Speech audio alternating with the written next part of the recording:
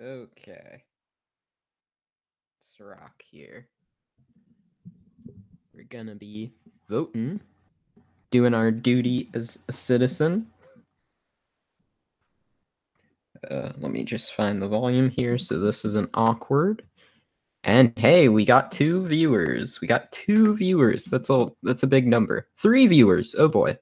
All right, so I'm gonna be doing my duty as a U.S. citizen, and I am going to be voting in the Crunchyroll Awards. Hello, Thomas Fernandez. Yo, what's up? What's up, Gushing Toilet? What's up, Kadobu-kun? I'm gonna be voting. It's gonna be exciting. Let me just get the Crunchyroll Anime Awards. Just get this here, and let's screen share. Share the wealth, and whoa! All right. So let's see. We're going to be voting. We got the nominees. We got everything. So I'm gonna be voting. It's gonna be exciting, and let's talk about it. So let's look at the nominees. Let's look at what I can vote for right now. So we got Best Animation, Best CGI, Best Film, Best Opening, Best Ending, Best Score. Now, I've thought very long and hard about each of these topics, and by thought, I mean I put 0 thought into them. I don't know even half the things that are nominated, but we're going to look through and we're going to decide what my opinions are, and hopefully I'll come to a conclusion by the end of the night.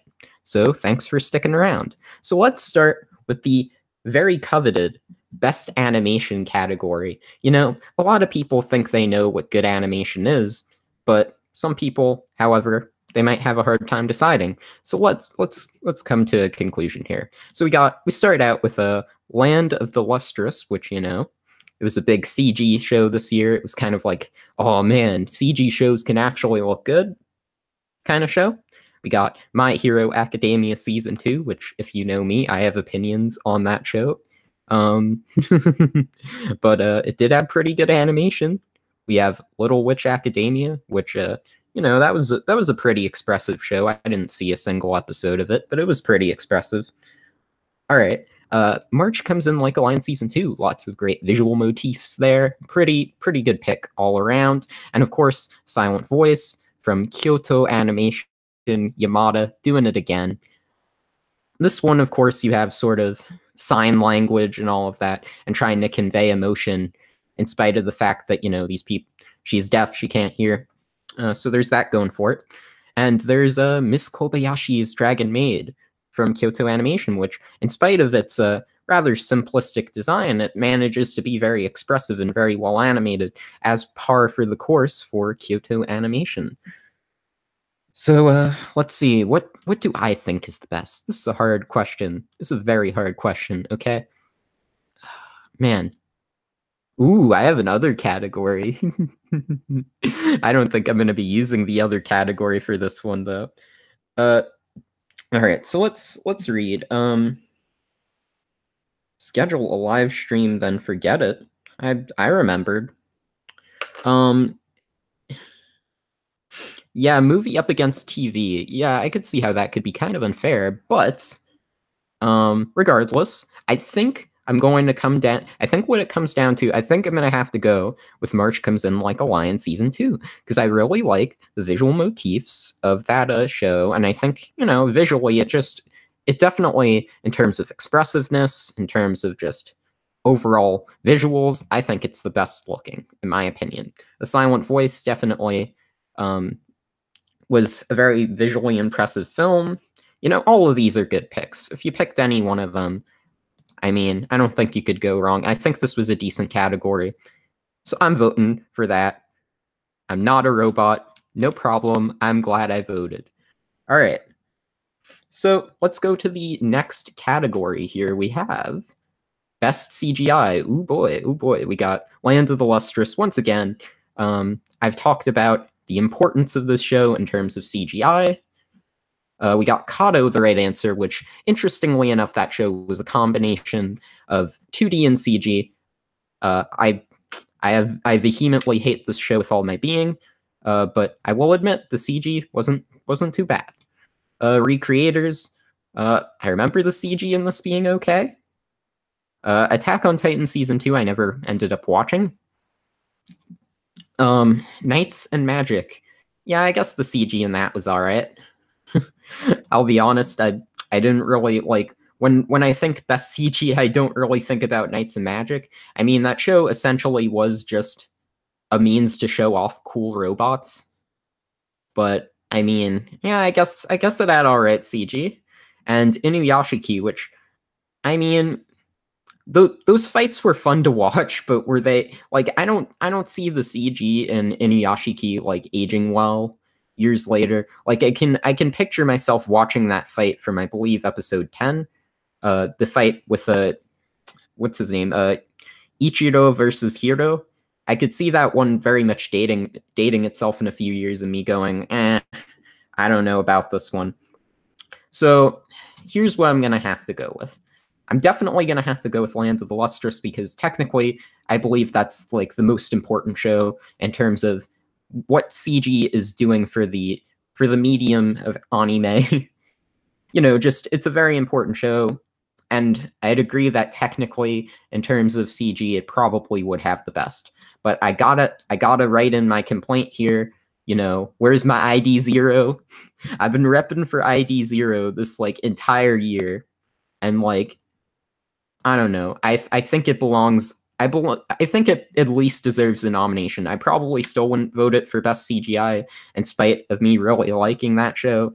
But I still think it would have been worth a nomination on here, because you know it was really well done, especially in terms of action animation. They even added in impact frames, man. And in terms of Berserk 2018, I mean, as Super Eye Patch Wolf said, people like Berserk in spite of the CG, not because of it. All right, so let's continue. Best comedy. Ooh, this one's no laughing matter now. So we got Miss Kobayashi's Dragon Maid, of course. You know, very good show. I don't know if I found it particularly funny, but it was charming and it was cute. It was a fun show. Also, Matsu-san Season 2. Of course, the sextuplets are back at it again with another big season. I'll be honest, I put this show on hold because I enjoyed the first season, and I enjoyed the early parts of the second season, but I felt like humor-wise, it wasn't quite as strong as the first. And I kind of can't help but wonder if it's because the director of the series is also directing Classicaloid Season 2 at the same exact time. So I can't help but wonder if he's kind of spreading his talents thin on this one. I don't know. I don't feel like humor-wise it's really hitting me quite as hard as the first season, though there's a few really good jokes. I'm particularly fond of the joke where Iyami is literally dressed up as Miyazaki. I've actually posted that screen cap a few times. I find that one funny. All right, Little Witch Academia TV. This was a comedy. Well, that's all I have to say about that. Konosuma, God's Blessing on This Wonderful World, Season 2. I mean, it was more Konosuba. I've always thought this show was just okay. I've never been like a huge fan. It's expressive. It's kind of like a fun 10-episode watch, but I've never found it like laugh out loud, like must watch funny. You know, it was an okay time. Gamers I skipped. Sureduri Children. This is a comedy? I thought this was like a romance. Well, I guess by default, I can't vote for this one, so okay. Why are they giving me a bunch of categories I can't vote for in the first place? Just give me all the categories I can vote for. What's the point of going through all these So I guess I'll decide that one later, because I'll be honest, I was a bit stumped on that one too. All right, so let's go to best film. All right, we got A Silent Voice from Kyoto Animation. Yamada did it again. That's what they've all been saying. But does it stack up to Kimi no Nawa, or in English, Your Name, the film that killed the otaku era, as Toshio Okada and Yutaka Yamamoto so eloquently stated? but you've also got In This Corner of the World, the Oscar mugger of this entire thing. You know, very important movie. You've also got Girls und Panzer der Film, which was that the movie that Octus lost money on, even though it was a huge box office success? I don't know, but I think that's what it was. So it has that going for it.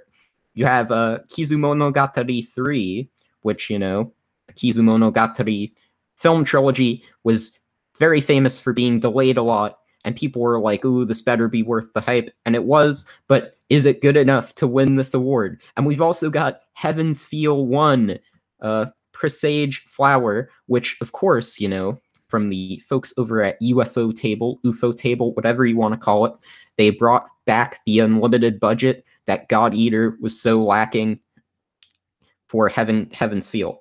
All right, so what should I vote for here? Well, that's a very interesting choice. So I think it's about time I actually give my actual opinions on these pieces.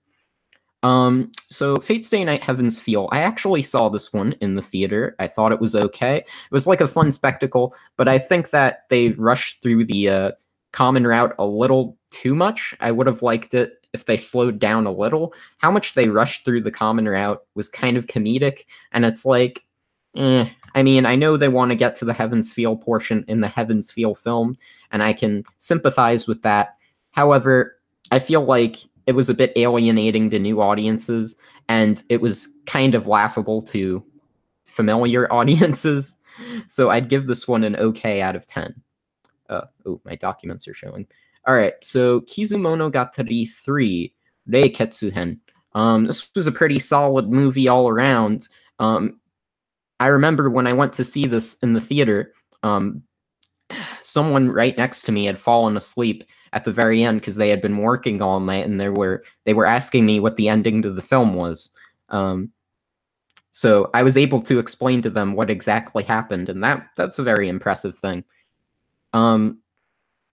Quite honestly, in terms of like an overall film, this one was pretty impressive. I think that in terms of the Monogatari series, I think Kizu probably is my favorite. It looks the best, it's the most entertaining, and I feel like, too, having read the light novel as well, you know, it was a good read, it was a good watch.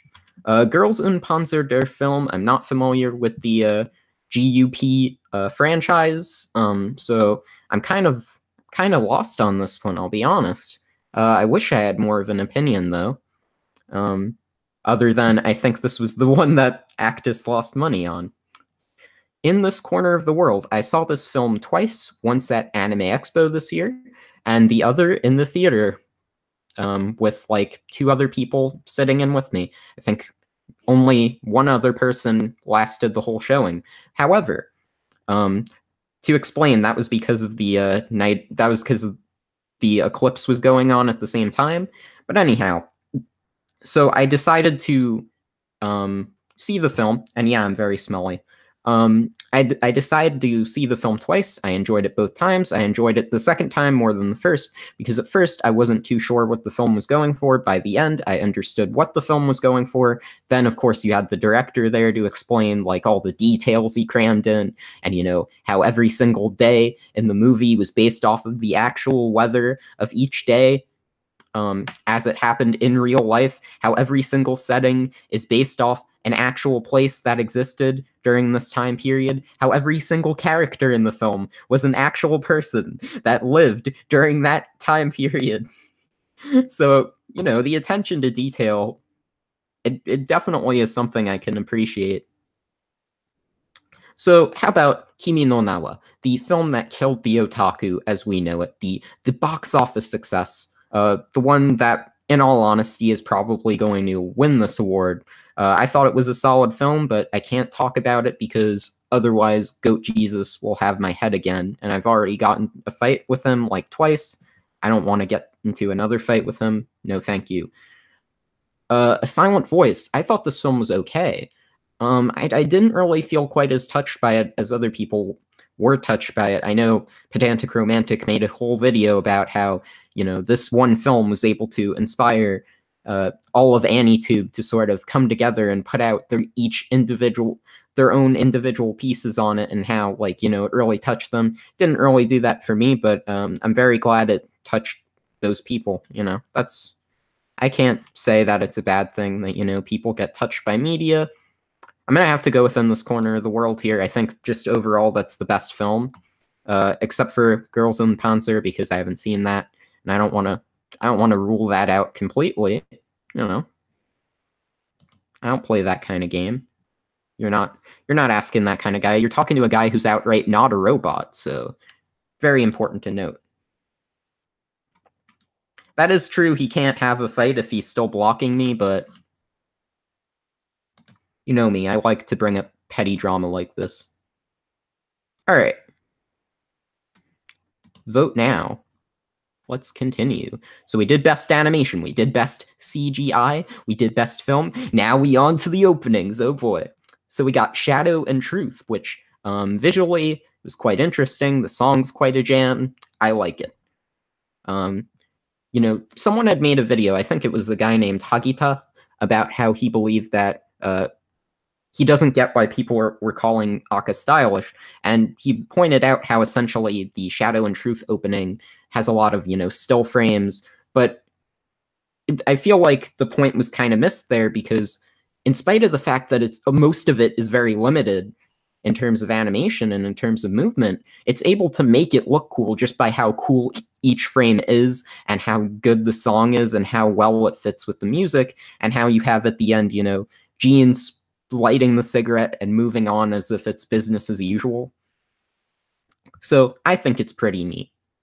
You got Here from Juna, by Juna, from the Ancient Magus Bride. The song is pretty good.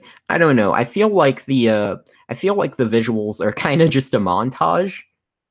I mean, it's a pretty solid tune, and I know the second opening of Magus Bride has been receiving hefty amounts of backlash as of recent.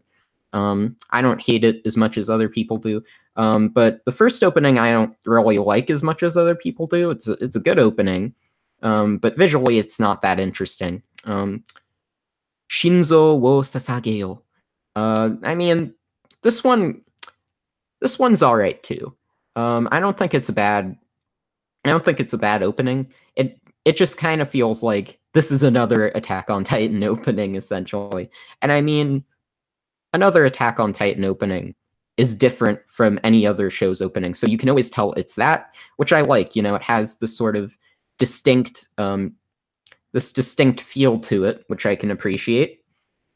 But at the same time, I don't feel like Shinzo wo Sasageo, other than being kind of an earworm, does really, like, I don't feel like it separates itself from other Attack on Titan openings in a way where I'd say, yeah, this one's the best one. You know what I mean? Still a fine opening though. All right, let's go to Pisu Sainu. Pisu Sain, from Kenshi Yonezo. Kenshi has had a pretty good year this year. He started out with the second ending theme to March Comes In Like a Lion, with Orion, I believe was that song's name. And then, of course, he had My Hero Academia Season 2's opening, Peace Sign, as well as the ending theme he did with Dalko for Uchiage Hanabi, titled Uchiage Hanabi. I think out of all those songs, this is probably the weakest one in my opinion. It's a fine song, but I don't know. In terms of, like, the first, to me, The Day Has Come, from the first season, that's still, in my opinion, the strongest Hero Academia opening. This one I feel just wasn't quite as epic, you know? It was alright, though. While I'm voting and talking, I'm gonna interact, I'm gonna do it all. Alright. And let's go to the other side of the wall. Now, I've been memeing this opening in my Discord server for a while. And I think that it's a great song, it's a jam. Visually, I don't know if I like it as much as I like the song. I feel like, you know, it has some really cool moments, but I feel like also there's a bit of a stillness to it. But at the same time, I can't quite put my finger on whether, you know, I love the visuals or whether I kind of just like the visuals. But the song's a total baller jam, and that might rule that out. Who knows? And now, Imawa no Shinigami from by Megumi Hashiabara, who, you know, very famous seiyuu. She voiced Rei in Neon Genesis Evangelion. She did quite a few openings over the years. I believe she did the opening to the 1998 series Lost Universe, as well as Magical Shopping Arcade, Abenobashi, a lot of stuff. And this was kind of, she did the first opening to Rakugo Shinju, which I think was excellent. It's excellent. And she did the second opening, which I also think is excellent. I like how, you know, it doesn't really adhere to very basic pop structures, and I think that's why it got some backlash from some circles, is because it's not structured in a way like a normal anime opening is. But I could kind of appreciate it for that fact. And visually, it's absolutely haunting. I don't know if it's my favorite, but I'm gonna have to come to a decision here. Yeah, Michael, Lost Universe. And not much is up, Dodokai. So yeah. This is gonna be very difficult. I'm probably, you know, I've thought long and hard about this. And I'm definitely gonna have to go with, I don't know. This is a hard one. So I think I'll just go with Rakugo since it sounded like I liked it the most. Therefore, I probably did. So I'll go with that. As you can tell, I'm not taking this too seriously. So let's continue. So the next thing we go to is the best ending. What was the best ending? Is it Sutepu Apu Love? From Dalko, who, you know, has had a very big year, done both Bahamut endings, did this ending, of course, and did the ending theme song to Uchiage Hanabi, along with Kenshi, whatever that guy's name is. And this one is very good, and it's very interesting because it was also directed by Rie Matsumoto. So she added sort of a lot of her old visual flair into this, and there's a lot of different images and a lot going on, which makes the rewatch value on this pretty enjoyable. Plus, I'm always a big fan of Yasuyuki Okamura. I really enjoyed his song in Space Dandy. I know he did a song for City Hunter. I've never listened to that song. Dude's been around for a long time. He's kind of, if I recall correctly, he was very popular back in the 80s because he took heavy influence from Michael Jackson, and that kind of showed in his performances. There's also Ishukan Communication, which was the ending to Miss Kobayashi's Dragon Maid. This one's fun. It's a fun song. Visuals are alright. It's okay. Ending themes, I'm gonna have less to talk about unless, like, visually they really stand out. Kirameku Hamabe. I don't really remember this ending, I'll be honest. I guess it was good enough to get nominated, so there's that. I liked Ishukan Communication. I liked it. So yeah, this one was alright. Hikari Hikari, from recommendation of whatever that, I'm not calling it by its actual name. I remember this one. This was kind of like an upbeat rock tune. It was alright. It was not a bad way to end an episode. But like, it wasn't like one of my top endings of the year or anything, but it was an alright song. Behind from Just Because. Now, I still haven't seen Just Because. I wanted to because I was down for a bunch of romance shows. I listened to this ending theme a few times, and I thought it was alright, but it wasn't something that really stuck with me, and I feel like it won't stick with me unless I actually watch the proper show. So I feel like the kind of person who would really like that ending would be if I The way I'd really like that ending is if I had seen the show, and I haven't. Why watch just because? I would watch it due to the fact that, you know, I'm always down for watching another romance show, man. And of course, we have Kafune from Brian the Sun, who Brian the Sun they did the ending theme, the first ending theme to My Hero Academia, as well as the ending theme to Sweetness and Lightning last year, and they did an opening Sunny Side Up for that Chinese show in spring. Please Take My Brother Away, I believe was the name of it. And Kafune is their next song, in this case, of course, coming from March Comes In Like a Lion, because March Comes In Like a Lion had a split deal where Sony Entertainment took the first opening and ending, and then Toys Factory took the second opening and ending, which is the current one playing. Kafune, I really like the visuals to this one. The song isn't very exciting. It's not as enjoyable in comparison to other Brian the Sun songs I've heard. But it's not a bad song, and I really like the visuals to it. They're very impactful, especially the one with the puppet motif they have going on with Rei. But with that, I'm gonna have to go with my man Yasuyuki Okamura. I'm very biased, because I liked Space Dandy's opening, and I like Rie Matsumoto. All right, storefronts. That's a storefront. That's a storefront. That's a storefront. That's also a storefront, right? Yeah. I proved I'm not a robot. There we go. Yeah, that is the City Hunter guy. He did a song for City Hunter. I don't know what song he did. I haven't listened to it. I just browsed my anime list. All right. And with that leaves the final category, and the one I know the least about, score. And I think I have already kind of come to a conclusion on what I'm going to vote for in this category, purely on the basis. Well, I'll explain when we get to it. So let's go. We've got Made in a Bean. You know, we've got the foreign, I forget the guy's name, but he composed the score, and it's like, oh yeah, non-Japanese guy composing the score. It's pretty cool.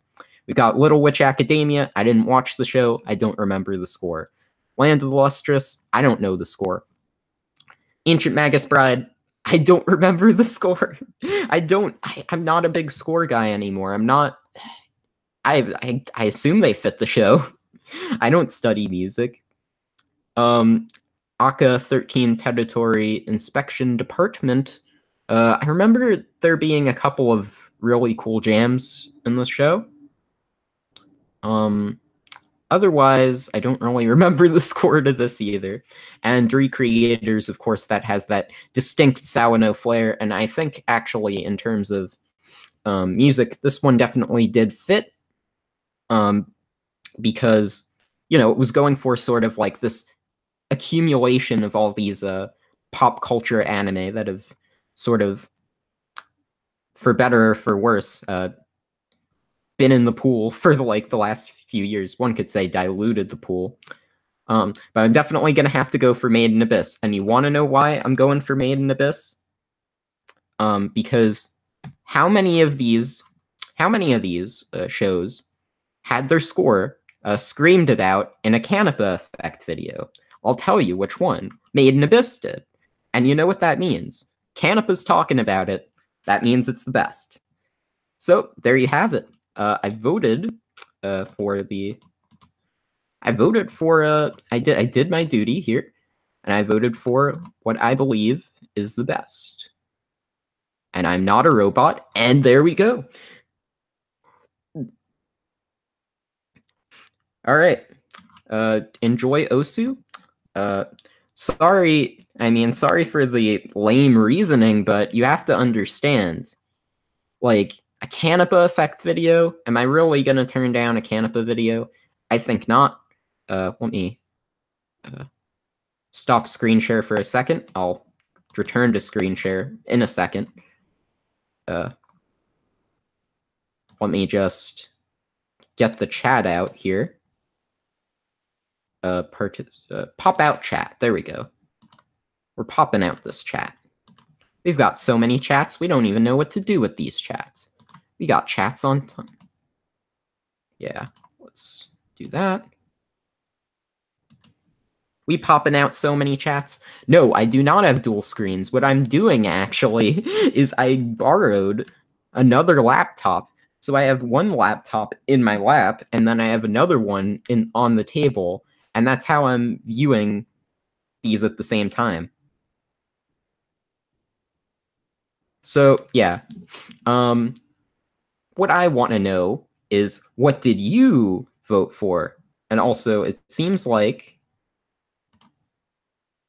this does not work unless I share my entire screen for some reason. So yeah, that's those are my votes. You don't have to like them. I don't take this very seriously. But what I want to know is, what I'm quite interested in is, what did you all think of, like, in terms of what shows you think got snubbed in the categories I've talked about? I mean, it's just a silly little thing. It's just silly. It's fun. I like it. I like these silly little award shows. I like being all, like, snobby and being all like, oh yeah, I knew this. But this is definitely one that kind of, oh yeah, Tulipu, Tulipu, Tulipu did not get nominated, did it? I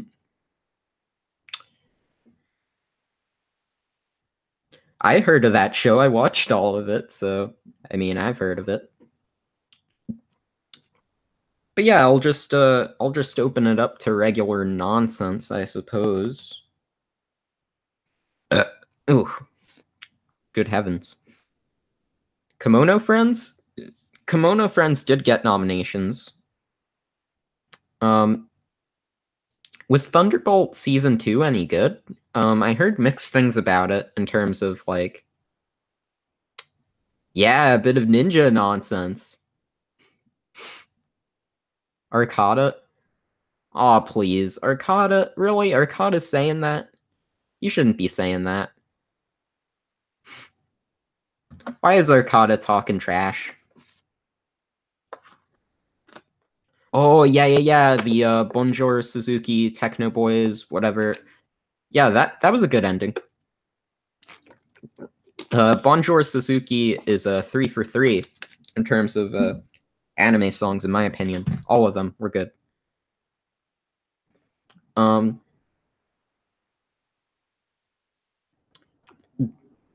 Yeah, I didn't really hear that many. Like, I heard Thunderbolt 2 was kind of disappointing, and it's just like, yeah. Well, the award shows are pretty silly. I mean, this is a silly little awards show. It's not trying to be, like, high art or anything. It just kind of is what it is. And yeah, Techno Boys did a few songs I'm familiar with. I know they did that really weird ending theme to Sakurako's Investigation. And I remember that one, and I didn't even realize it was Techno Boys until, like, Techno Boys got brought to my attention again with the Guru Guru endings. And then I saw the Sakurako ending again, and I'm like, wait a second, that's that's wait a second, that's Techno Boys from Mahojin Guru Guru. Play some anime music quiz.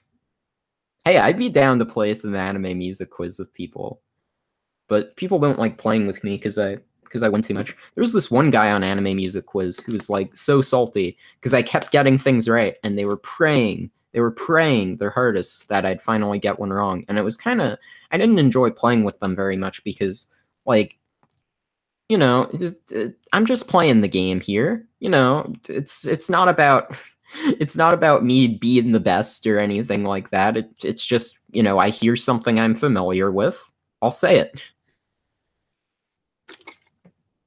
If other people know it, then that's all well and good. If they don't, then they don't.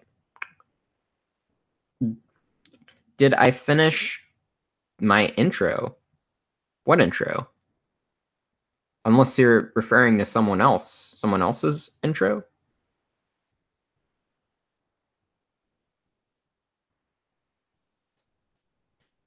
Oh, I was pleasant to play with. That's good.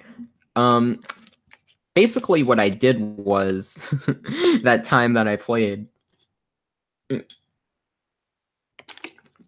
is that I just set a bunch of random info on stuff, if I recall correctly. And yeah, no, I kind of get being a sore loser. You know, that it's fun winning. Winning is fun. It is fun. But yeah, real talk. What real talk? I need to know. The cliffhanger. The cliffhanger is very immense here. But anyhow, I hope you liked my votes. I hope you hated my votes. I hope you have some opinion on my votes, because I thought very long and hard about what votes to vote for, what stuff to vote for, as you can tell. And I take this awards show very seriously, as you can tell. And I take Anime Music Quiz very seriously, as you can tell. Oh. So, I mean... Oh, yeah, my man, Prideful Master, how's it going? Yuri on Ice is going to win all the categories, every single one, as far as I'm concerned. Like, best everything.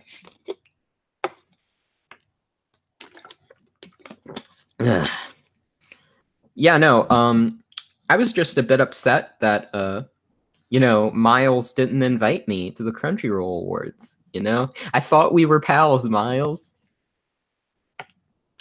But nah, in all seriousness. Oh, Rolling Girls. You saw Rolling Girls. Yeah, I watched Rolling Girls as it came out, and I was kind of bored. I feel like Rolling Girls kind of... Someone talked about, you know, their opinions on Rolling Girls as sort of like, you know, they liked it because of the fact that it doesn't focus very clearly on, like, one specific character, instead on, like, a broad concept. And I feel like you need to be that kind of person in order to enjoy Rolling Girls, because, I don't know, the characters aren't very interesting, and I feel like the conflicts in the show were a bit too late, because it kind of... Because what kind of happens with Rolling Girls is that it starts out very strong, and then it goes down, it gets slow, then it speeds up again, then it goes slow again, and it's just like how it's paced is kind of... it just doesn't work, in my opinion. But yeah, it did feel kind of like a bait and switch. I thought pacing-wise, though, it actually bared a strange resemblance to Attack on Titan. In that Rolling Girls, it's all about sort of these sort of lapses in, you know, big events that go on in the show, followed by these big climaxes. So there's a resting point, then there's like a climax, there's a resting point, then there's a climax. And Attack on Titan is kind of structured in a similar way. I'm referring to the first season, of course. I did not watch the second. But yeah, I believe, I believe that Rolling Girls does the opening is a cover of a Blue Hearts song from the Japanese punk band. In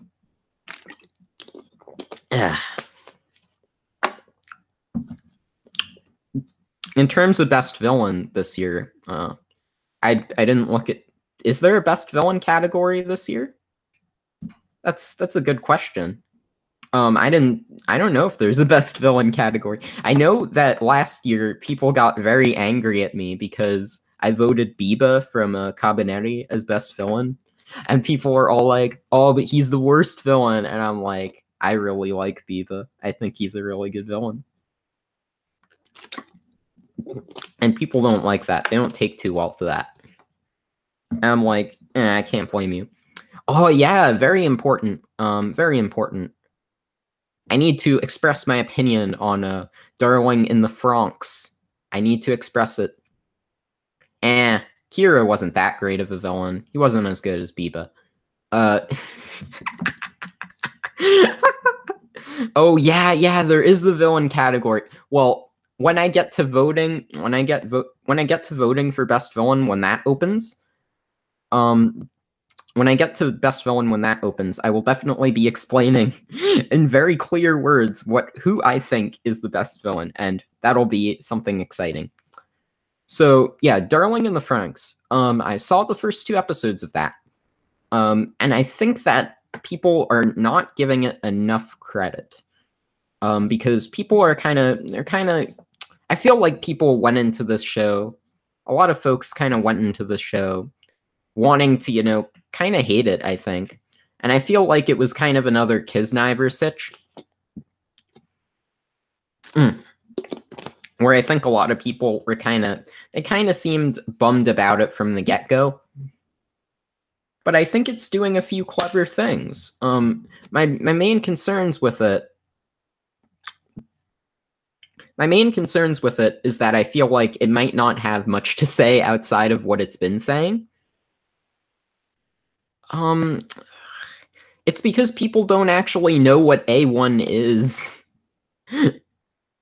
People don't know what A1 is because they think A1 is just like trashy light novels, even though there's so many studios that put out trashy light novel shows. Like that isn't particular to A1. That's not something just those schmucks over at Aniplex are doing. Yeah, A1 is steak sauce. Point being, and yes, I read that before that showed up on chat, so I predicted it. Yeah, no, I think that's kind of the point, is that it's obvious but thought out, because it feels kind of absurd in a way, right?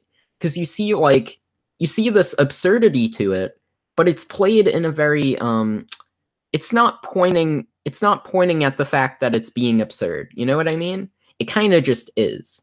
And I think that's something that some people might not be down for. Well, A1 is Fractale, it is Occult Academy, it is Arrow Manga Sensei. I mean, all of those shows are definitely their shows. Now, the thing with Fractale was once again a very specific vision from Yutaka Yamamoto, and it was him trying to essentially take everything that influenced him from Ghibli works, because he's a very much a Ghibli fan, and he wore that on his sleeves with Fractale.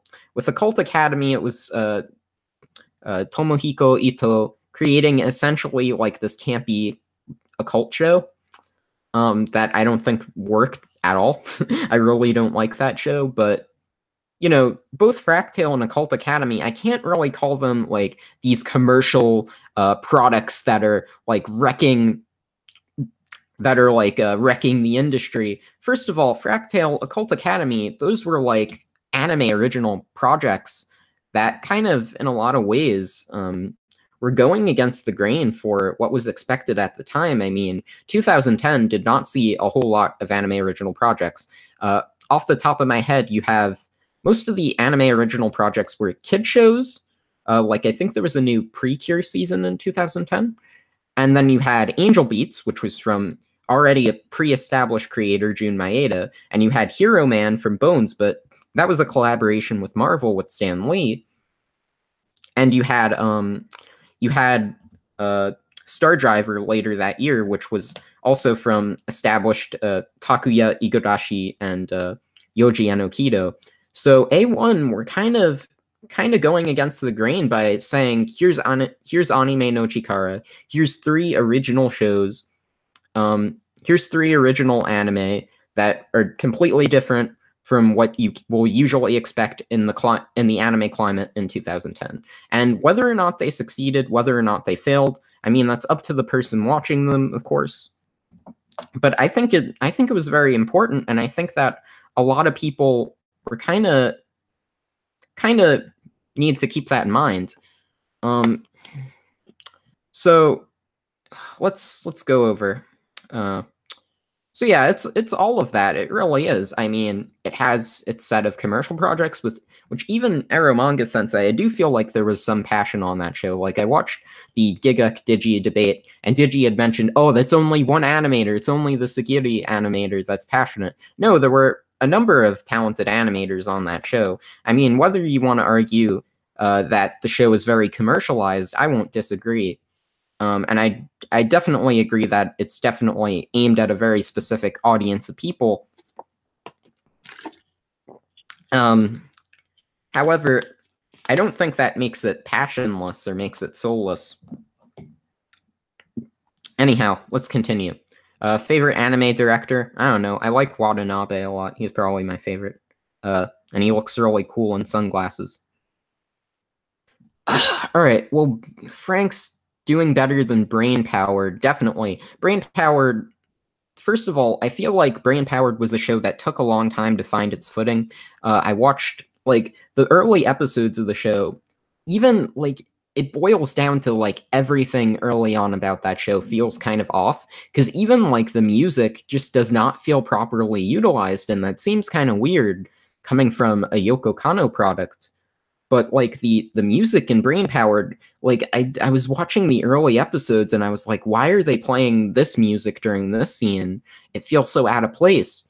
And as the show went on, it sort of found a way to integrate its soundtrack in a bit more of an effective way. But at first, I feel like it felt kind of confused in direction. Whereas I think Frank's is doing exactly what it wants to do. Now, whether or not you like what it's doing, I think that once again is up to individual interpretation, but I don't think it's like Brain Powered where they kind of need to find their footing first and figure out like how exactly they're going to tackle this project. All right, Gonzo. I used to be a very big like anti-Gonzo guy. I am not like that anymore. I can appreciate what they did sort of with the 3D CG and bringing it to the forefront, even if it didn't really age well. Current Toei, I don't know if I can hate on current Toei. Like, Toei's scheduling is pretty trash, but I'm pretty excited for their new Kitaro anime, because I was a huge fan of the Noitamina 11 episodes Hakuba Kitaro, and I'm very excited for their new Gegege no Kitaro remake. I think it'll be exciting. Kyoto Animation to do the rest of Hunter x Hunter. Never. Kyoto Animation is probably only going to do works that they themselves publish in terms of like TV series. Maybe like movies, they'll do like manga adaptations like Koi no Katachi and stuff like that. But I feel like KyoAni, they kind of just, they want to adapt. If they're adapting novels, they want to adapt the novels that they have the rights to. Polygon Pictures readapt Chrono Crusade. That would be funny. Hey, Math Whiz. Can Gundam survive without Universal Sentry? I don't see why not. It's done so before. You know, you had Turn a Gundam, which a lot of people liked. Gundam Wing was an alternate universe show, but that introduced a whole slew of people into Gundam that previously didn't watch it. Gundam Seed sold, in spite of people's backlash towards Gundam Seed, that's like the best-selling Gundam ever, really. It sold really well. Gundam can definitely survive without Universal Sentry. Togachi. But yeah, Toei, I think their scheduling is bad, but they have some good talent. Even with like, I can't really look at cuts from Dragon Ball Super because like I feel like the animators are doing their job, but the coloring is just like, it just isn't as good as it should be, and I feel like everything is just weighed down by like their tight schedule and you know what they're doing. Because some episodes they'll have like very small amounts of people animating for it. All right, have I seen Draco Not the Resonance? I have not, but interestingly enough, I read an Anime Outsider article on Draco Not the Resonance like a few months after it came out. It was an interview with the director of Draconaut, Manabu Ono, who also directed The Irregular at Magic High School and The Asterisk War. So he's very famous for directing a lot of, what people would call like trashy light novel shows, that kind of stuff. And it seemed like he was very passionate and very excited about releasing this project, and it felt like something he wanted to do. He just wanted to create like this really just cool show. And I think that really, it opened up my eyes reading that article, because before I read that, I thought a lot about how it feels like a lot of people are very quick to sort of look at these trashy shows and say, like, no one cared about it, no one enjoyed making it. But I feel like that's not the case. I feel like a lot of people making these kinds of shows do it because they like making those kinds of shows.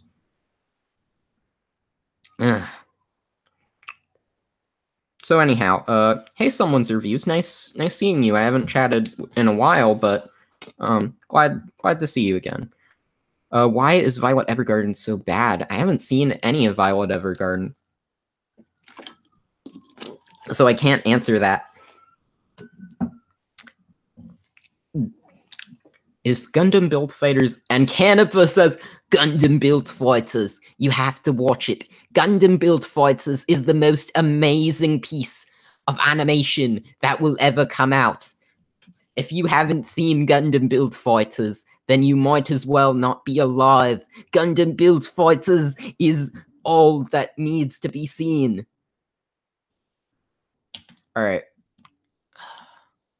How much water do I have? I have this whole bottle. I might go through the whole thing by the end of the stream, because once I see that it's here, I just go at it. I hope the mic isn't picking that up too bad. I could see that being very obnoxious if you keep hearing it. What's my favorite snack? I like popcorn. I like pretzels. I like ice cream. I like all those things. I'm like Keemstar. I like my popcorn. Yeah, Iron-Blooded Orphans I found unbelievably boring. Have I seen Sayonara Zetsubo Sensei? No, I haven't, but I knew there was someone who was going on my anime list, and they posted on my profile, and they're like, dude, you have to watch Sayonara Zetsubo Sensei. I think that'd be your new favorite, I think you're gonna love it. This was back in, like, late 2015. I still have never watched that show. I still haven't watched it. People were saying that about Double O. I haven't seen much of Double O. Like, I remember I think I tried out an episode back when I was writing for this site. This was like when I was in high school. I wrote for this site, and we were talking about, good Gundam shows, and I think I saw a little bit of Double O then. But I don't really remember it. But the thing with Double O, I like the director, I like the writer, so maybe I'll like the show. That's my story, and I'm sticking to it. I don't know who the anime snob is, so I don't know who you're talking about. Sorry.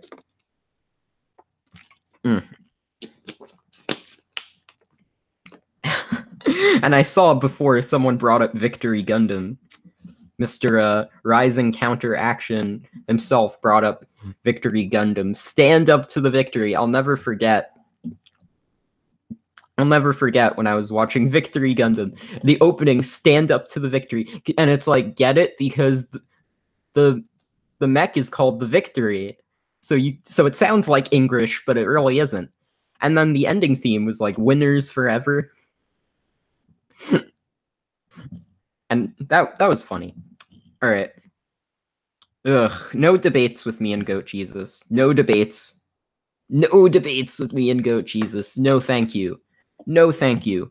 No thank you. Goat Jesus, when he debates, he just screams at you until you admit he's right. And it puts so much pressure on the person responding, because they feel like they can't back down. They have to say something. And even if it's complete nonsense, they have to say it, because otherwise they'll look like some chump, which is totally how he gets you to play his game. So I don't like it. So I would not debate with goat cheeses. No, thank you. Roger, you in any discords? I'm in a number of discords. I'm still in Mika's Discord if that's still alive. I'm still in it. I'd gladly still participate in that Discord if it was still around.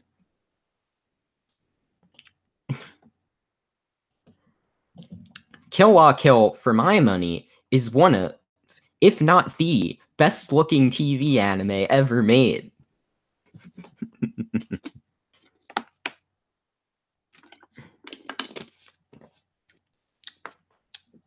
Anyhow, what's up, Juju from Mahojin Guru Guru? You missed when I voted for best animation, best CGI, best opening, best ending, best score, best film. That one was important.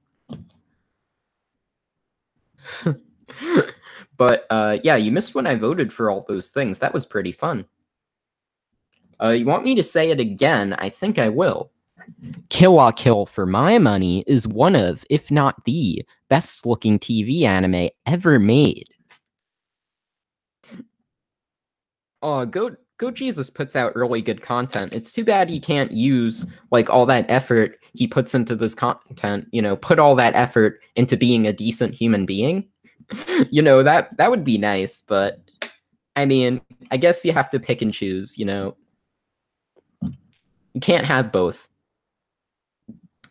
But actually, he made me like Shambhala a lot more after that video, so I can appreciate that. Kill La Kill good looking? No, that's a quote from a Digibro video where he starts out the video. Kill La Kill was, for my money, one of, if not the. Alright, so what was my favorite anime of 2017? Ooh, that's hard. Okay.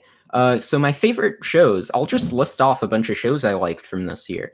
So in terms of non-sequels, I think my favorite show was Tsuki ga Kirei, or As the Moon So Beautiful. I really liked that show. I really liked, I thought it was just such a good romance show, and the characters were just, they were simple, yet they managed to be multi-layered, and they felt, it was one of those shows that had like really human characters, because they aren't particularly extraordinary in of themselves, but they're presented in a way that feels very real, and their conflicts feel very important within the series.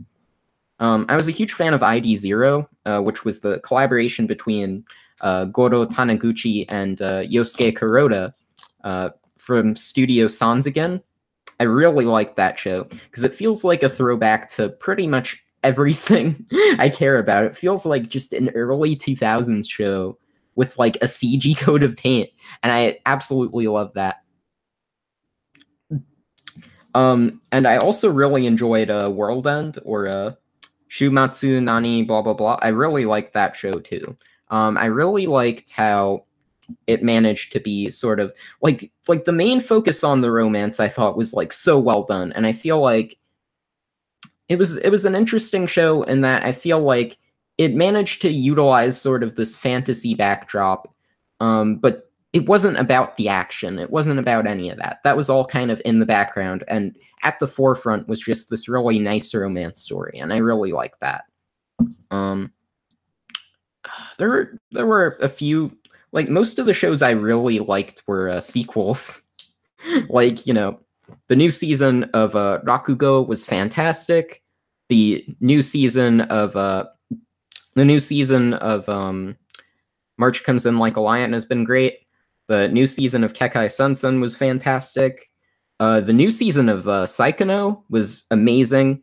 The new season of New Game was pretty good, though I feel like the new season of New Game kind of stumbled in the middle and then picked itself back up by the end. I'm trying to remember. Oh yeah, Mahojin Guru Guru. That was a really good show. That was a really fun one. I thought it had a lot more interesting things going on than people give it credit for. because I think like the coming of age elements to the show were actually very cleverly implemented with Kokuri's Guru Guru magic, sort of representing how she's growing older, and she's deciding for herself, like, is this sort of a maturity? She's growing older, and as she's growing older, she's losing her ability to perform magic, and it's sort of like, she's growing older, and can she still retain that sense of adventure? Can she still be like those old people who were, those old people later in the show where they're so old, yet they're still kind of enjoying the same adventures like they were when they were kids? So I really liked it. And yeah, Revius has been on the plan to watch for a very, very, very, very long time. Very long time. Very long time. And I gotta say, I don't know too much about the story of Revius, but I sure do know a lot about Revius's soundtrack and how it showcases all 3 different factions. Ooh, I got 28 minutes. That's good. That means I still have a decent amount of time. But yeah, those were some of the shows I liked this year. I also liked Princessu Principe. I think that I totally butchered that. I really liked that show. I liked how it's sort of like each individual mission in that show was sort of out of order, and that sort of like it's more like the order of the show is more interested in sort of showcasing what would be the most exciting way for it to play out narratively, rather than showcasing chronologically, which I like. Hyogemono is unwatchable. And yeah, I'd say it's better than Flip Flappers. People were pretty harsh on Prudentious Principle ending. I thought it was solid. I didn't have a problem with it. Thoughts on Konosuba? It was okay. What's your so bad it's good show? That's a good question. I don't know if I had any so bad it's good shows this year. I mean, I did watch all of One Room, and I did watch that show with Saitama from Spring. The one where he's raping people. Oh, I thought it was really good. Sorry. I didn't think it was absolute garbage. But I thought Flip Flappers was kind of bad. Because, like, it started out hit or miss. Some of the stories were nice. Some of them I didn't care about. And then once that scriptwriter changed, it was done. Like, after that, it just became kind of a mess. So yeah, I don't know. Yeah, Flip Flappers was not Space Dandy in my opinion. But in terms of so bad it's good shows, I haven't really seen any Ruby. So sorry. Let me see. What did I think of Devilman? I thought it was alright. I thought it was pretty good. It very much succeeded. You could tell it was a show kind of, in spite of the fact that it probably would have gotten made in a different format if not for Netflix. I feel like it felt like a show specifically meant for kind of the Netflix audience, not only in terms of content, but in terms of how it's structured. Because the way Devilman Crybaby was structured, it felt kind of like, it always ended on like those big cliffhangers that I feel was perfect for kind of marathoning, because it's like you could stop at any point in time and still be left with like a big cliffhanger. Or a big like, oh, what will happen next? I gotta watch. So it was kind of like perfect for mass consumption like that.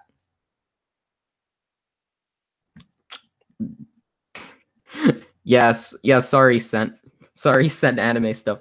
But I gotta, if it makes you feel any better, I wasn't, if it makes you feel a little better, when Flip Flappers initially was announced, I watched the trailer.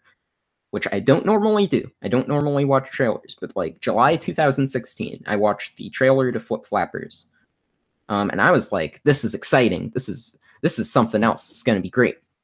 And I liked the first episode. I thought it was like my favorite episode favorite first episode that season. Then I watched the second one. I didn't really care for it. Then I put the show on hold till like the season was over, and then I watched the rest. And if it's any consolation, at least I wasn't like all those people who put Flip Flappers like in their top 10 and then removed it once the show went in a direction they didn't like.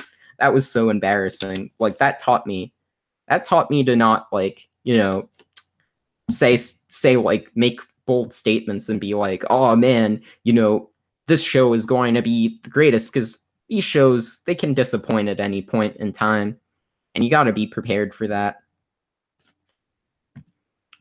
But yeah, let me continue. Okay.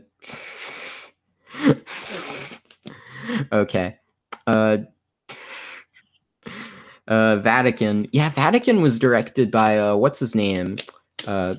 Yonatani. He has the Yonatani thumb, who's very, very popular for the fact that he includes, like, in the shows he directs, he sort of does with his openings, he meshes the live action backgrounds with the hand-drawn characters, and he did that with the Better Man opening, and then he kind of perfected that with the Brigadoon opening.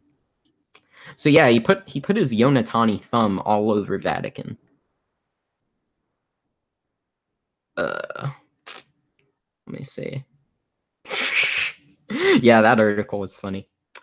Do I watch some stuff weekly? I watch some stuff all in one go, depending on the show. Sometimes I do that, sometimes I don't. Like every Tuesday, I have, my ramen night, where I eat ramen and I watch a bunch of seasonals, and I do that every week.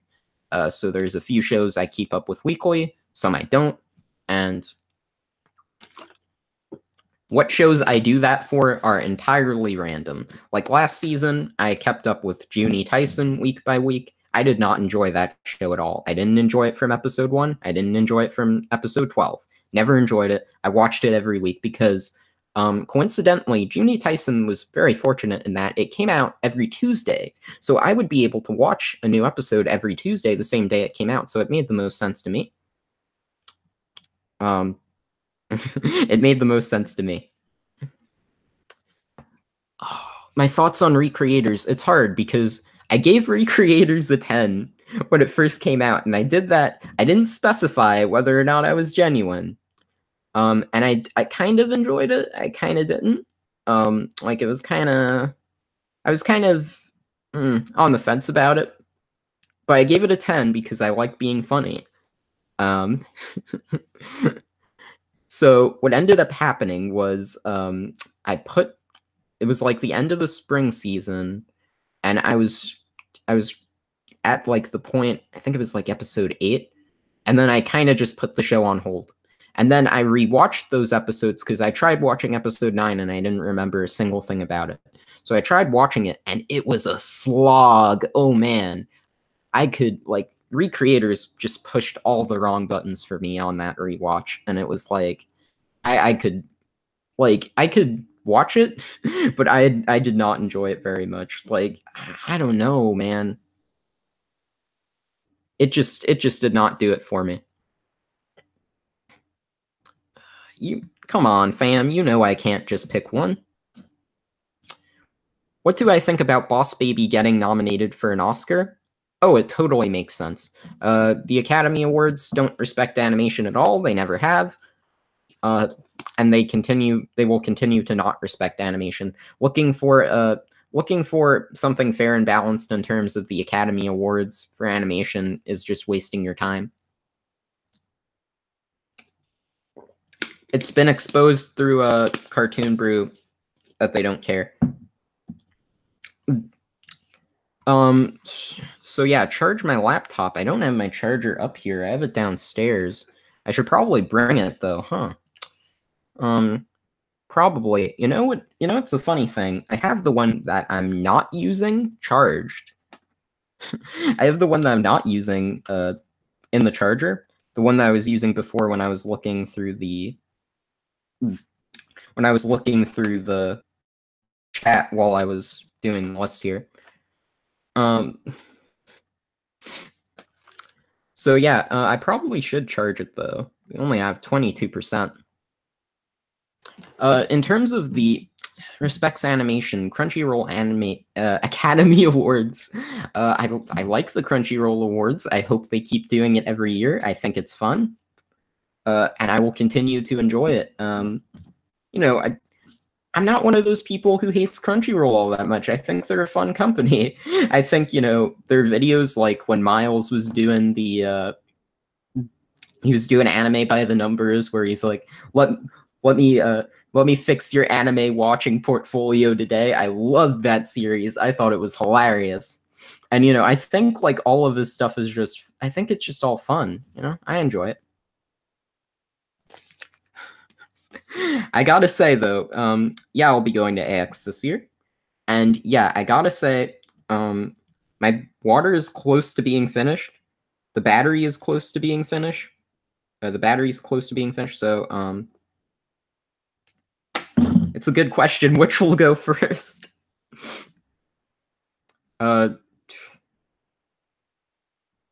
YouTubers Anime Awards. Ooh, I don't think I can talk about that. So, Crunchyroll subs killed fan subbing? I don't really care about the fan subbing scene. As far as I'm concerned, if stuff's getting subbed, I don't know Japanese. I don't know the language. I don't know the quality of the translations. I don't care about that stuff. And if I can figure out what's going on, then it's good enough for me. I don't care about that stuff. And I definitely don't care about video quality. Blue pilled? No, I'm Smith pilled. What are you talking about? Crunchyroll doesn't pay any of my bills. I have not made a single cent through Crunchyroll. What are you talking about? If anything, I've paid them. They have never paid me.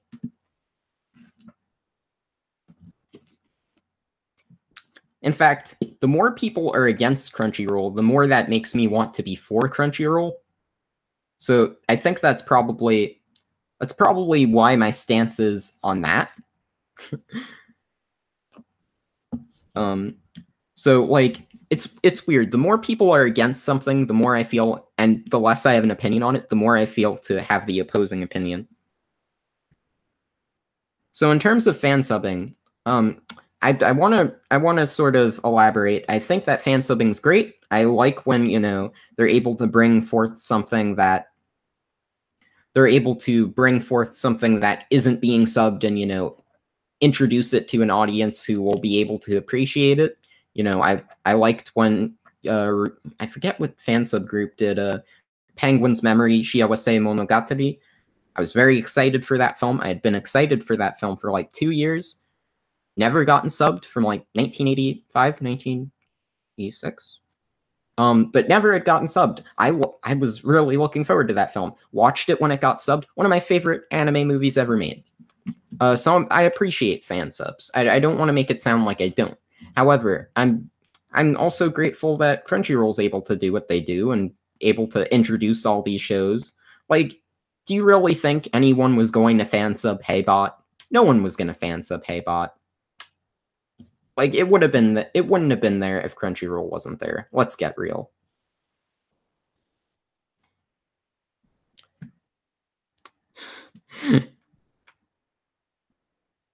When will you join the anime mafia? But I'm not really in cahoots with Eye Patch Wolf. So, I mean, that'd be kind of difficult. Because wouldn't I need to be in cahoots with Eye Patch Wolf in order to, like, establish him as a puppet king? Like, I've talked to the dude once, like, on Discord one time, because I noticed that he had put out a video called My Conflicting Feelings on Yuri on Ice, after I had put out a video, like, a couple of months prior called Yuri on Ice and Conflicting Tones, with, like, a very similar thumbnail. So I was like, this is pretty funny, I don't know. So that's the only time I talked to Eye Patch Wolf, and he was like, "Oh, I didn't know you put out videos." And I was like, "I do." Seemed pleasant. He seemed like a pleasant enough guy. Uh, who would you establish? I don't know. That's a good question.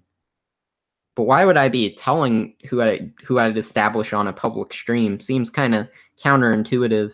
If I really wanted this to be, this top secret thing, himitsu, if you will.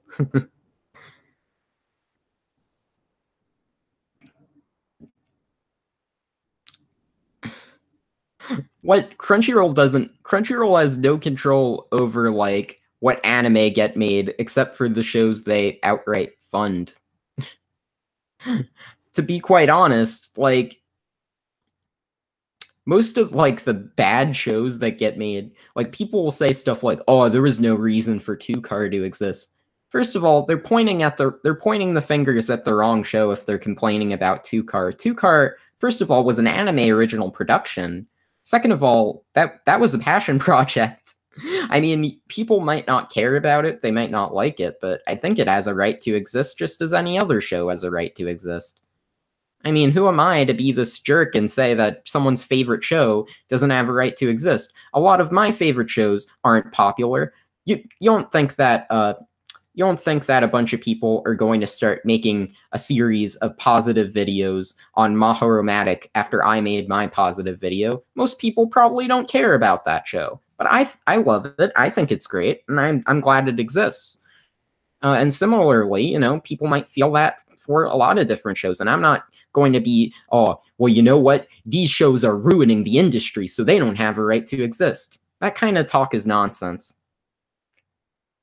Oh, please. I saw that tweet where he's all like, "Oh, well, Trigger, we thought Trigger was going to be the savior of Gynax, but this is the Melody of Oblivion. He is my master era." And it was just like, fam, I've seen your list on my anime list.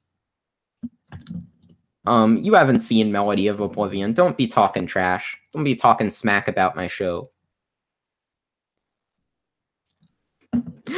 Talking smack about my Yoji and Okido show, man.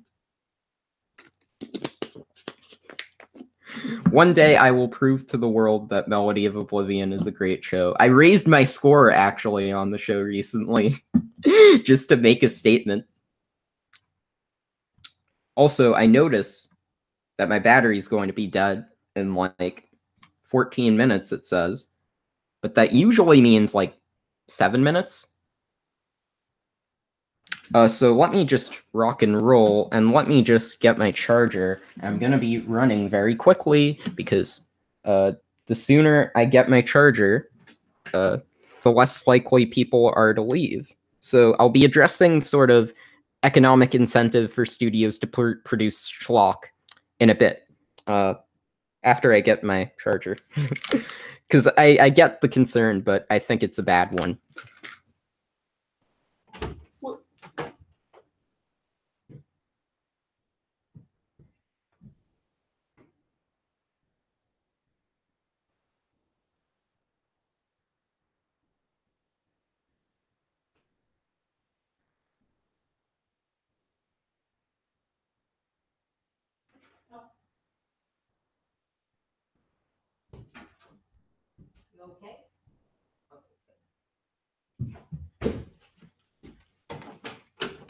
Almost wrecked the piano on that one. Let me just plug this thing in. If I get electrocuted, this will be a very weird live stream. All right. So we're talking about economic incentive here, right? We're talking about economic incentive, right? We're talking about, these studios. Well, first of all, you have to understand. I was reading an interesting article on Anime News Network, where it was discussing Toshio Okada and Yutaka Yamamoto, the men themselves. They were talking about how anime should get more Chinese investors. and talking about, how they should get rid of, because the problem with these Chinese investors, sure, they'll be willing to provide sure, they'd be willing to provide better budgets for anime. But the problem is, these producers who are running each of these productions, what they're not going to do with that bigger budget, they're not going to say, all right, well, let's pool this money together and let's put this budget on like a couple of shows or 3 shows. What they're going to do is they're going to split these budgets onto like so many more shows, and they're going to do this because with that they'll be able to maintain more control, whereas the Chinese investors, the more money they put into one individual project, the more control they'll have over that individual project.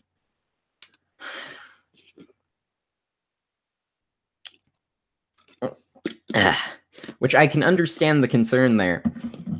However, I think that the problem with the industry runs a bit deeper than just the amount of shows coming out.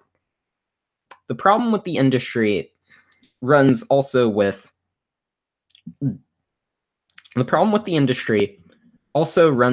how these working conditions are and how a lot of people working in anime are doing. And basically, that, I think, is the big problem. I think that's the heart of the issue. And while, yeah, there's a lot of shows coming out, I don't think that... I feel like when people bring up how much anime is coming out, they sort of point at these group of shows. They say, I know you're not talking about the Digibro video. I know what video you're talking about. I'm talking about something else right now. I'm just venting, if you don't mind. I'm talking about how I feel like people will essentially, once there's a huge market of shows, they'll point to very specific shows and they'll say, this, I don't care about this. This shouldn't be here. This isn't important. This isn't useful. Well, I'll be honest, I didn't actually watch the Y-Kick video. I saw C3, I commented, and I left. So I know I didn't assume you were talking about the Y-Kick video, because I actually haven't watched the Y-Kick video.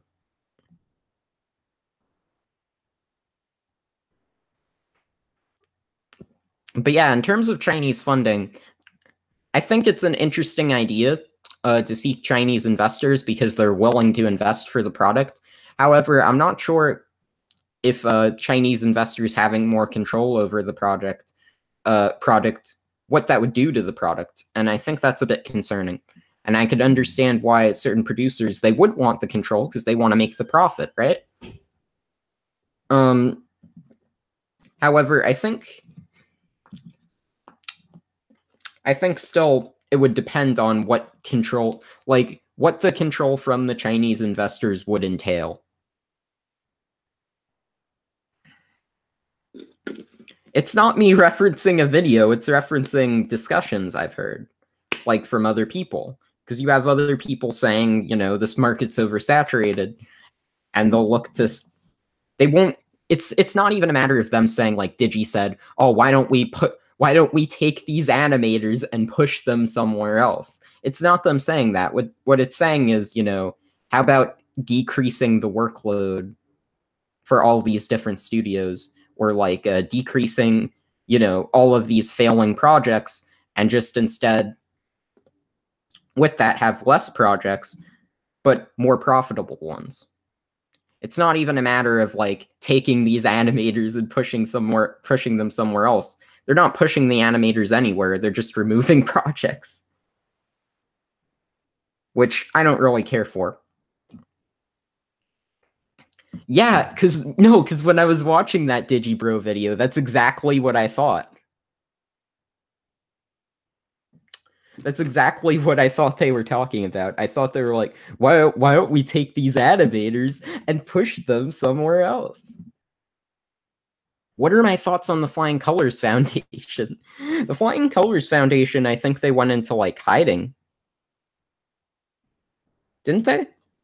Like, because I haven't heard from the Flying Colors Foundation in a while. I did that call with them. It was myself and a few other people. I don't know if they want me to expose them or anything. I did a call with them. The Flying Colors Foundation, and with a few other folks. And that one exposed a lot about the Flying Colors Foundation. And from what I can tell, it very much seems like they're a group of individuals who aren't too sure of what direction to push what they're doing. And quite frankly, I don't really think they knew what they were doing. There was a lot they just hadn't settled yet. It seemed like they were a group of passionate folks, but I don't think they were necessarily putting that energy into something that could really make an impact. So, and I think Digibro was a little too overly optimistic to talk about them so early on, when it felt like they were still kind of spitballing stuff. And I don't know, I think they felt like they had to kind of run with it afterwards. Because there was a lot going on. There was a lot going on that they kind of don't have settled. And the Kirito is always right Foundation. Are we talking about Kirito, the main antagonist from Psycho Pass 2? Yeah, the main antagonist from Psycho Pass 2, Kirito. What a guy. I believe his phrase was what color am I? Was that the big thing that was going on? What color am I from Psycho Pass 2? All I remember in Psycho Pass 2 is that really weird scene. There were a couple of scenes I remember. I remember that really weird scene where all of those people are running out, and then they start like shooting at them with the start shooting at these random people, and then they start exploding. That was pretty funny. Or the scene where they have the main antagonist, just randomly murdering puppies. Oh, I'm being so vague with what happened in Psycho Pass 2 that I don't know how anyone could take this as spoilers. I literally just mentioned, oh, it was just a scene with random people shooting people. But yeah, no, Kirito from Psycho Pass 2, he's indeed always right. Always. Guts versus Kirito in game. Who is the true Black Swordsman? The true Black Swordsman. Black Swordsman. I don't know many. I'm gonna have to go with Guts from Berserk 2016 and Berserk 2017. I think he's the real Black Swordsman. And as many of you might know, I actually absolutely love those Berserk sequels from Millipanese or whatever that studio's called. I love those sequels because I love seeing the butthurt reactions from Berserk fanboys. It's kind of amusing to watch, I'll be honest. And all those videos about Berserk's bad CG were pretty amusing. I found them amusing. And nothing can really top Guts' sword sounding like a frying pan and just going clung, clung. So it made me laugh. So yeah, I secretly quite enjoy Berserk 2016 and 2017. What's my thoughts on Yasuhiro Imagawa? I don't think I've seen really any of Yasuhiro Imagawa's work. Did he also do the 2004 series of Tetsujin 28 Go? Because I haven't seen that either.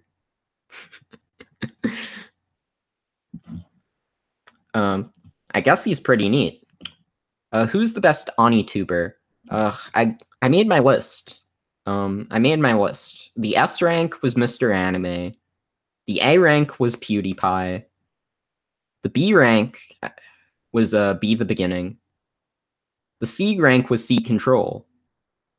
The D rank was Defrag. The E rank was people actually use E when they're scoring things. And the F rank was F, A Tale of Memories.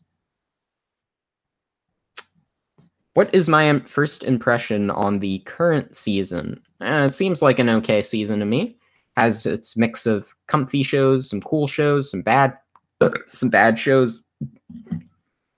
Like, I don't know if y'all have seen it, but over on the Pause and Select Sword of Damocles internet net on the Pause and Select Sword of Damocles internet endnotes channel, I'm live reacting to Overlord Season 2 with Joe, Brian, and Michael from Cyanide Blizzard channel, from that channel. We're all watching the episodes every week, and we're live reacting, so that's pretty fun. Who's the best darling, Lum or 02? I don't know. I don't have an answer for you, sorry. I was thinking... Yeah, no, I'd definitely put Mr. Anime at S rank. I wouldn't be where I am today if not for Mr. Anime, so... E rank is for Econ, but I like Econ now. I can't give him an E rank. I'm friends with him now. So I can't... The days of me ragging on Econ are kind of over. Like, sometimes I'll meme about some silly stuff he says on Twitter, but I consider him a friend, so sorry. Yeah, no, wait, are you talking about, like, the latest episode? Because I haven't seen the latest episode of Overlord Season 2, if it's episode 3. The last one I saw was with the Lizard Men, which was really boring. Urusei Yatsuda? Yeah, I do. There's a lot I need to watch. I'm only one guy, and there's only so much time in the world, and there's only so much time I can waste by not watching anime. Will I pull a Mr. Anime soon? Why would I pull a Mr. Anime soon? Why would I do that? Are you saying I'd, like, talk about Mars Daybreak? Would that be pulling a Mr. Anime? Because I'd be down to talk about Mars Daybreak. I saw one episode of Mars Daybreak. It seemed alright. I would talk about cosplayers, too. I'd be down for that.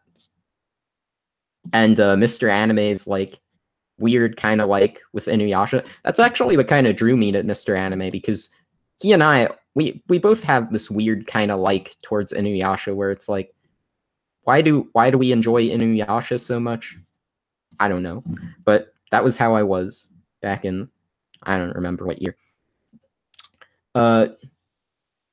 Person in the background. What person in the background? Are you talking about when I was getting my charger and I accidentally, like, banged into the keyboard? Like the piano keyboard? Because that's what happened, and I luckily did not knock it down. Would I visit Econ or Mr. Anime? Because I'd be down to visit Mr. Anime. Who in the anime community do you consider a friend? That's a good question. A few people. Joe from Pause and Select, Michael, Cyanide Blizzard, World War II Dragon, Scrolls, Shabes, Caribou-kun, a number of people. Light Arrows, EXE, Corey, Mr. Reckless Penguin, Christmas Carnage, Gil, he puts out videos. KYDB, I'd consider him a friend. Nijbeb, the Sakuga snob. Core Reviews. So yeah, a few people. I have other people I'd consider. Pedantic Romantic, I'd consider Lachlan a friend. We talk sometimes. Scent Anime Stuff, I'd consider Scent a friend. So yeah, I think I have a lot of friends. And if I didn't mention you, then complain about it, please. Like, complain about it a ton. Just Sakuga overload me with messages. Oh yeah, and Kevin, yeah, we're good. We talk sometimes, and we're cool. And well, I mean, Bio Gundam, that goes without saying. I mean, I think like in terms of channels, like I think we all know what goes down. Oh, come on. No, well, yeah, Sent, but you're a busy guy. You have stuff to do. I don't. That's kind of why we're kind of opposites. I mean, you're always doing stuff. I'm never doing stuff, so that's kind of how it is. I'd be the perfect anime co-host to Mumkey Jones. I've never really talked with Mumkey. I've talked to a few of his friends before. I've talked to a few of his friends before, but I don't think I've talked to Mumkey proper. I don't think I have. Goat Jesus, Digibro, Mother's Basement. Oh, oh, oh, oh. I mean, I probably have to marry Mother's Basement. He's the one with he'd probably, like, if I married Mother's Basement, I'd get like the money because he always shills, so he'd be the one, making the income. Uh, I've seen Goat Jesus's private Twitter account, so I'm gonna have to go with Kill. Because there's no way I'm doing the other thing, no way, Jose. Not after seeing that private Twitter account. So I guess that leaves me with Digi. Well, I mean, it's not a matter of being a worse Sony tuber. It's a matter of I've only have 3 options here, and Mother's Basement is making the most money, so it makes sense, marry Mother's Basement for money. Oh, you're writing cover letters for jobs you have no chance of getting. Ooh, that's bad news. Well, hopefully you get those jobs. I don't think Digi makes more. I don't. Digi might make more in terms of Patreon money, but I don't think he makes more money. Mother's Basement has like all those sponsorship deals. Not to mention he probably gets more in AdSense. Ooh, the Goat Jesus, not Goat Jesus's regular Twitter. I'm talking about his private Twitter account. Because his private Twitter account you do not want to see. That's stuff not worth seeing. Avoid it. It's sad. Yeah. So yeah, Mother's Basement, I think he'd be the best option. I mean, the pool is limited. I'm only limited to 3 people, so it's like, there's only so much I can pick. I don't have the Twitter account. First of all, it's a private Twitter account, so you'd need to like send it like a follow request first. And you really do not want to see. You do not want to see that.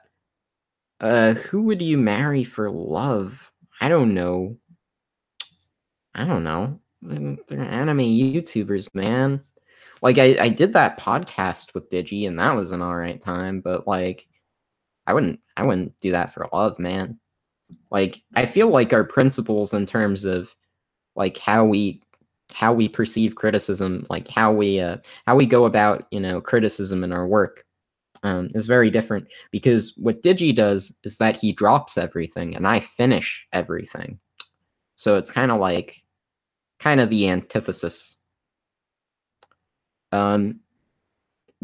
Yeah, I did a podcast. I did the book club with it was myself, Joe from Pause and Select, Brian, who was formerly in Pause and Select, but now kind of he just does stuff sometimes, and Digi.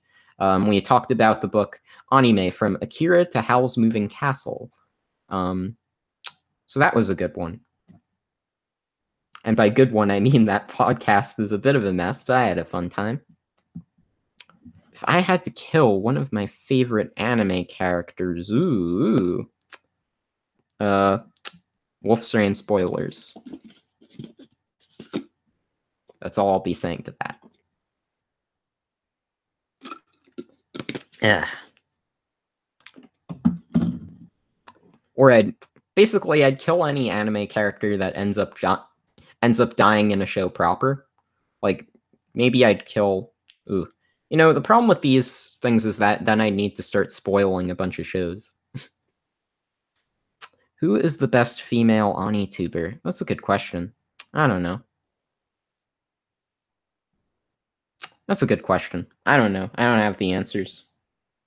I don't have all the answers, man. Molto difficile. I mean, the Otaku Sheik put out a pretty good video on Scum's Wish. DM'd me an early video. I'd need to see it. I don't know what that is. What's my least favorite anime studio? That's a good question. I don't really have many I don't like. I'll be honest. I mean, I don't think ARMS are very good, but I appreciate the fact that they're willing to give Umetsu projects every so often, in spite of the fact that he seems to always sort of, wet the bed on those projects and they always end up being kind of a mess. But I appreciate that Umetsu tries. Econ versus no, I don't know who that second guy is, but I gotta go for my man Econ. Oh, what's wrong with B-Train? B-Train's so good. B-Train, please. Without B-Train, B-Train was the animator training ground. I bet that most people, if not for B-Train, they wouldn't have been able to get their start and move on to more interesting projects. And in fact, I'd love nowadays if there was another B-Train that was sort of giving all these animators that are just starting out work, or giving animators who have a hard time getting work, giving them work. I think that's fantastic. I really liked B-Train, at least in concept. In terms of shows, I mean, it was kind of hit or miss. But yeah, I'd say B-Train are good. What is in your opinion, the most overrated studio? Ooh, I don't know. I mean, there's studios I know more about than others, stuff I'm more knowledgeable about. But I don't think that means that. I don't think that I believe they're not worthy of particular praise. I mean, I think they all do their own thing, and I can appreciate that.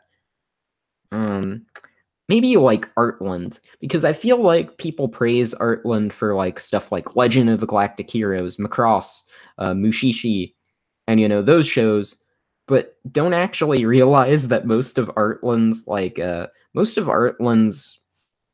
portfolio in terms of series wasn't very strong. I mean, the thing they ended out on was 7 Mortal Sins, so yeah. I'm probably gonna have to go with Artland.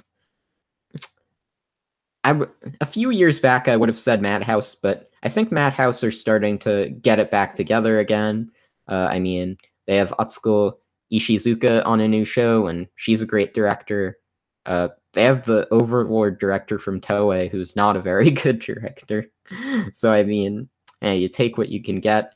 They got Yuzuru Tachikawa on the show, too. They got him on Death Parade before Bones took him and made Mob Psycho 100. Thoughts on Double Four anime? I don't watch any videos of Double Four. I don't watch the Shonen Ghetto. I don't bother with that group. As far as I'm concerned, they can stay where they are. I would love, though, to collaborate with Double Four anime. I think that'd be funny. In fact, I'd be down to collaborate with most people, but Double Four anime specifically, I think would be very funny. No, Madhouse have had a lot of good shows. I think post Moriyama Madhouse isn't quite as interesting. I think they've still done some good shows in spite of that. Um, oh man, why are you making me? Why are you putting me in this situation? Ooh, I'm definitely killing For Neverworld. He's out of here. Uh, and sure, I'll probably go for Double Four. I mean, marrying Chibi would be. Ugh. So yeah, ugh, no way, Jose. Uh, collaborate with that one person called the Unknown Otaku. Well, I don't know them. They're unknown. I I don't know. They're unknown. No one's come to a conclusion on them yet.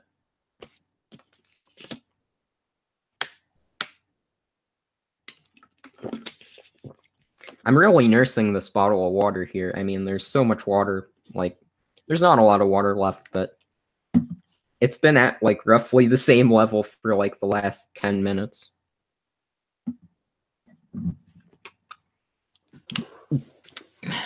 Well, the problem with For Neverworld is that, he's funny. He does some funny things. Like, but is it really worth like if I was put in this kind of situation, I mean, I don't think the funny things outweigh like I don't think the positives here outweigh the negatives overall if we're comparing all three individuals.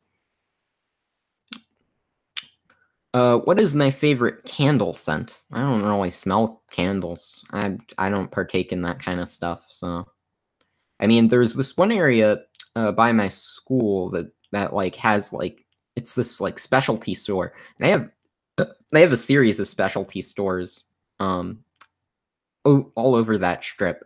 They have like the doorknob store. They have like the shoe store, but one of the stores they have is the candle store. So I always smell like the scents of the candles from there. Uh, Thoughts on Kino 2017? Yeah, some episodes I liked, some I didn't. I was very I wanted to root for the new Kino show because I felt like it was another show people were kind of already against from its inception. Like the fact that it was that studio and that automatically and I think people tend to be a bit overly dramatic when they're predicting these shows, like both on the side of good and bad too. I think people they tend to be overly positive in some ways that I think it's kind of like I don't know, better keep skeptical about this. And there's other stuff where I feel like they're a bit too much of a downer on it. In the case of Kino 2017, it had a few interesting episodes at the start. The directing did kind of concern me with having Kino like huge use of shaky cam throughout, and this strange one in the Coliseum episode where you have Kino doing the Obari pose. That was pretty odd. Um, However, in spite of that, I think the icing on the top of the cake when in terms of like me saying, yeah, I don't think I really cared for it, was the finale where Kino goes on a rampage and starts shooting a bunch of sheep. That was pretty Riddick.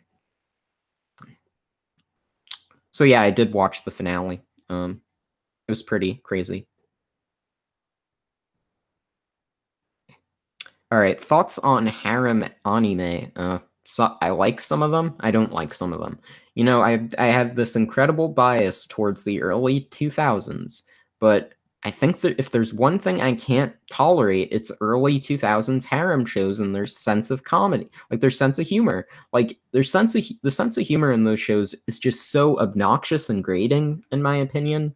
Like it just gets on my nerves almost immediately, which is why even like shows that people like, such as ooh, I'm waking up in 8 hours. Even shows people like apparently a number of people actually like Handmaid May. I watched all of Handmaid May, and I liked Nanbara, and I take a lot of screen caps at Nanbara, but everything else about that show I found to be like unbelievably obnoxious. So that's kind of what I mean by like the sense of humor just doesn't appeal to me, and it's just such a turnoff in my opinion. How do I pronounce? I pronounced it a few ways. Some people call it lurch, which kind of it kind of rubbed off on me because I kept calling it lurke. Um, but I guess whatever the katakana says it is how it's pronounced. Am I subscribed to PewDiePie? Yeah, I've been subscribed to PewDiePie for a while. All right. What 2018 shows are you curious to see? This is a good question. Full Metal Panic 4. I'm interested in seeing what Zebek will do with Full Metal Panic. I really liked what they did with the Fafner seasons, so I hope they'll be able to deliver there. There's some other stuff I'm looking forward to. That crazy Bones dinosaur show with Mario Kata. That one that one looks like it's going to be crazy fun and crazy interesting. I just hope it isn't a platform for extreme Japanese nationalism like Gate was. Then it should be good to go. Be the Beginning. Be the Beginning. That one looks fun. It looks like a good show. I'm glad they're sort of putting to task like production IG.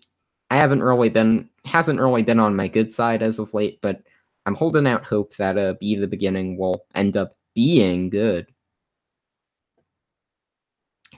Who would win in a fight? Alucard, Dio Brando, or Kiss Shot? Oh, Dio Brando would go out easily. Yeah, probably Alucard would win. Kind of OP. Date Alive. I didn't watch Date Alive, sorry. I didn't watch Shuffle either. Though I know there's this infamous part in Shuffle. There's this infamous part in Shuffle which they had to like explicitly state stuff in the dub because in Shuffle there's this group called the KKK. So they have to specifically state every single time in the dub that when they're talking about the KKK, they're not talking about that KKK. So that's pretty funny. I've done it. I'm Devilman. My area of expertise. That's a good question. I know a number of shows from the early 2000s. So, I mean, no year specifically. I mean, I know a lot of 2004 shows because I told myself I'd watch all the shows from that year, but I know like 2003 shows, 2002 shows, 2001 shows, 2000 shows. I've seen a good amount from each year. So yeah, I'd say like in terms of seasons, definitely fall 2003 is one I've seen a lot of shows from because I've seen Full Metal Alchemist, of course. I've seen Planetez. I've seen Gunslinger Girl. I've seen Bobobo, Cromartie, Gilgamesh. So I've seen a good amount from that season. All right. How do you feel about B Gotta HK? I haven't seen it. Sorry. Did you want me to do Yamada did it again joke? Oh yeah. Nice Rick and Morty reference there. Ninja Turtles 2003 was legit. Yeah, that show was pretty fun. It kind of got a little silly though once they did Teenage Mutant Ninja Turtles fast forward.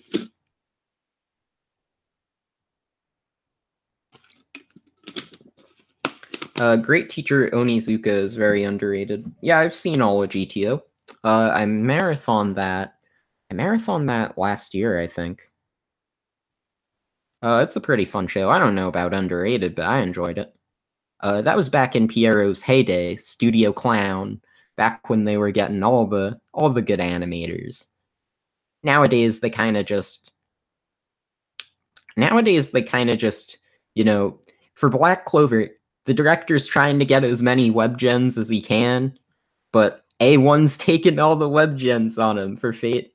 A1 Gocher's Fate. Anyhow, what's the continuity of the Blood series? I don't know the continuity of the Blood series. I've seen Blood the Last Vampire. I've seen Blood Plus. Actually, funnily enough, I grew up with Blood Plus I remember it. Used to watch it when it was on Adult Swim, back in 2007 and 2008. I have no idea the continuity of it though. Do you think Pop Team Epic is just a modern Super Milk Chan instead of a weeb Rick and Morty? No, because Super Milk Chan is much, much funnier. Like, much funnier. Like, I get the Super Milk Chan comparison because Super Milk Chan did the whole live action footage thing. And sort of Pop Team Epic does that with, like, the French guy. He's like, oh, this is our French animation. You know. But I feel like Pop Team Epic has just a lot of vapid skits that just kind of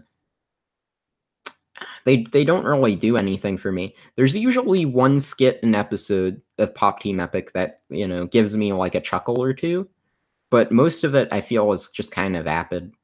It just doesn't do anything for me. How do I feel about Koi Kaze? It's a show. Dallas. That's an OVA. Mamoru Oshii. Oh man. This might be taking its toll on me as well. The stream, that is. Alright, later, my man. Later, my man. Hope you enjoy your night. I don't know much about that meme, sorry. Like, I legitimately don't know. I don't know anything about VR chat or any of that. I completely slept on that, so I mean, I don't know. Is Mari Okada overrated or underrated? Good question. I don't know. I like her. I like her writing. I like her backstory too, in terms of, you know, how she ended up started, you know, what influenced her to write what she writes. You know, like her childhood and everything. Her mom sounds like legitimately insane. If one skit gets you, doesn't that mean two do? I suppose so. I suppose that does mean that two of them do. So yeah, clever enough.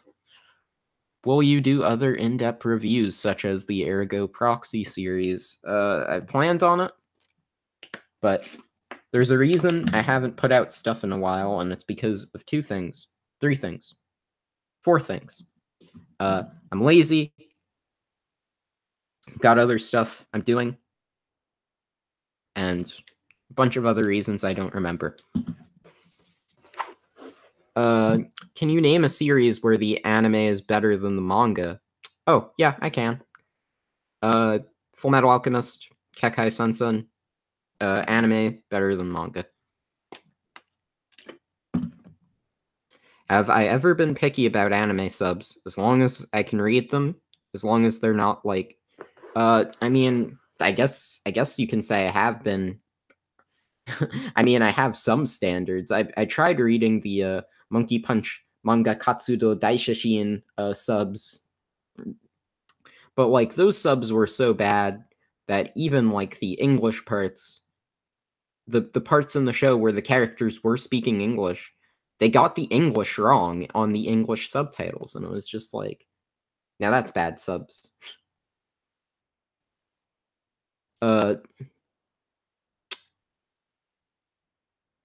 I haven't. Here's the problem with like that huge list. I don't read much manga.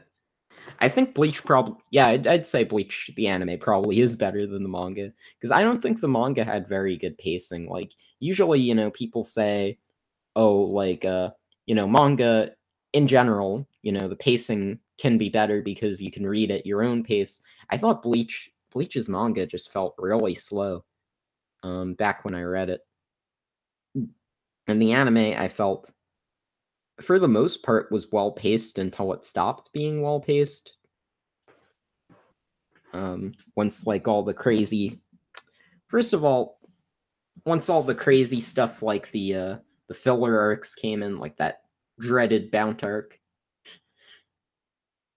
Once that stuff came into the show, then the pacing kind of got all wonky. Anyhow, a bunch of folks are heading out. There's only like 21 people watching. There's 1 minute and 1 hour and 24 minutes to charge. I'm gonna head out in I'm gonna head out in 5 minutes. Thoughts on how Koi no Katachi and most anime is entirely snubbed from the Oscars? The Oscars don't care about anime. They never have. I mean, they liked Spirited Away, but they don't like anime. Alright, best and worst series from A1 Gochers. Best series, Occultic 9, I guess. Worst series, Ultimate Otaku Teacher, maybe? Thoughts about taking control of the Oscars? I don't care about the Oscars, man. They can do whatever they want. It's stupid. We all know it's stupid. It doesn't matter. Yeah, we got the Crunchyroll awards, of course. We got real high art. Please, Boss Baby. Didn't you see the Photoshop? Boss Baby did get nominated. All right, what are my plans for future content? That's a good question. I don't know. I had 2 videos I written. There were two videos I had written. 2 of them. I wrote both of them back in like early January, late December. I wrote both of them. I recorded one of them twice. Both times sounded generally atrocious. Sounded terrible. I hated how it sounded. So I'm gonna probably, after the month's over, I'm gonna look to recording it again, and we'll get it finally finished. So I'll probably knock out those 2 videos I already wrote, because they're already, in circulation. But outside of that, I don't know what direction to take the content after that. That's kind of like, hopefully maybe I watch something and I'm like, this is pretty interesting, and then I'll put it into a video format. But all I got right now is what I've written. Which is kind of like how things were back last June, when I was talking about how the last video I was going to put out was a video I had wrote about like back in February.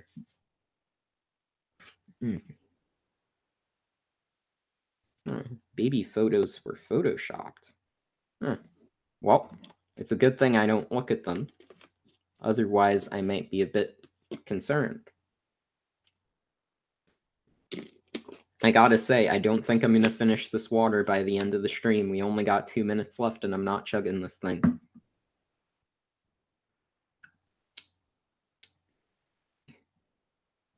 And we got 20 people watching. We're still at a pretty darn good number for my channel, I suppose. I'll take it.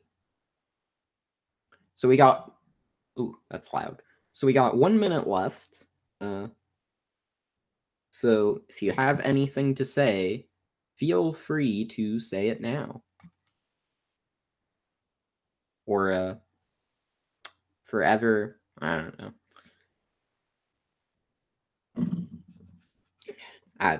I've got nothing else. Sip. So anyhow, I might as well leave y'all's off with like a concluding statement, if you will. So, ooh, I'd agree with that. It's a very good show. Lol, lolies, are you saving this stream? Yes, I am. I save all my streams. I leave them unlisted in my streams playlist. So if you want to take a bunch of stuff in context and expose me for a bunch of nonsense I've said, feel free to do so. It is what it is. Anyhow, thanks for joining me and joining myself, my water, all of it. Thanks for joining me on this crazy stream. We did it. We voted in the Crunchyroll Awards. We talked a bunch of nonsense. I showed my true colors, and I showed that I didn't know what the heck I was talking about when it came to the anime industry. We made some jokes. We made fun of Goat Jesus. It's a great night. Catch y'all's later. Sayonara, I don't know if that'd be the proper term. Maybe it would be the proper term, considering we're probably not going to talk for a while. But I'll see you next stream whenever I decide to do one, which will probably be next time when the next set of awards come out. So until then, I'll see you. I'm not going to say my catchphrase. Later, fam.